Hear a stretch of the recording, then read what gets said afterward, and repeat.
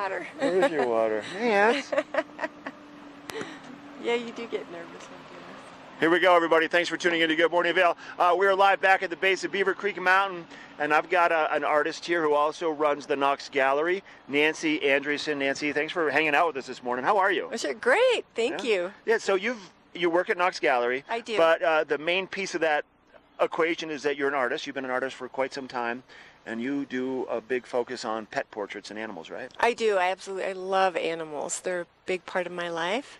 And is that how you got into doing the pet portraits? Because of your love for animals and Yes. you love to paint? Yes, because I've always had a lot of pets, so I started painting my own pets. So I have painted oils on all my walls of my pets. So then I thought, well, hey, I love this. Why not paint animals, everybody else's pets? So now let's talk about the process. How does it work? I mean, you obviously can't just go snap a photograph of your tarantula with your iPhone and drop it off to you.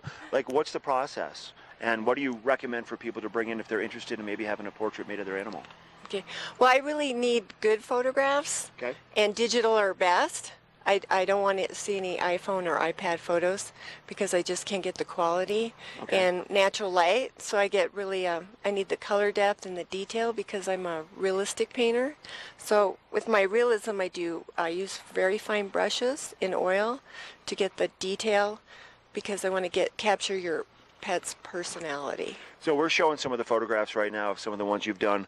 You've got Kilty pet portrait. You've got the Alaskan Malamute. You also have a couple other animals on here that aren't pet portraits. You've got Horton the elephant and the Solo Traveler, which is a snow leopard, and the buffalo. Obviously, those are not pet portraits, but you also just like to paint animals in general in the wild and in their natural settings, right? Correct. I love painting the wildlife paintings too.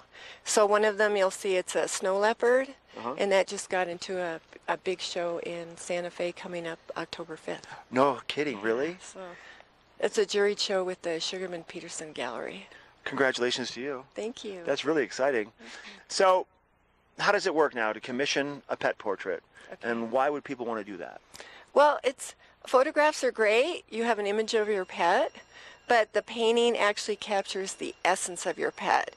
You'll have the depth of color, their personality, and it just feels more alive than a photograph.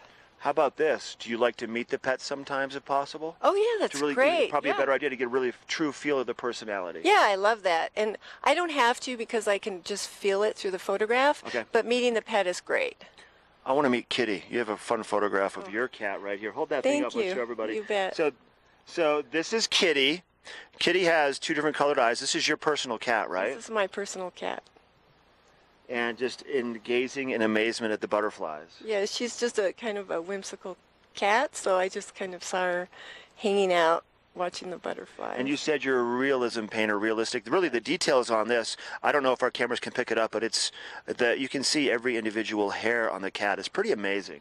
Yes, really I actually do that. Yeah, I use very fine, small brushes to get the detail. Nice work on that. That's beautiful. And then this one right here, let's talk about this just for a second. We have a little bit of time left. Okay, this is actually a wolf, but it shows the detail I can give a client with their dog.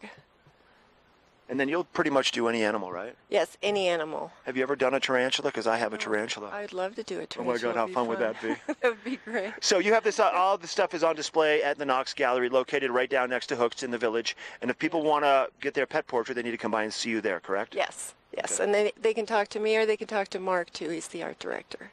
Nancy, thanks for your time. Hey, thank you. Congrats and good luck in Santa Fe. We have more of the show coming up. We have a weather report with Ashley next.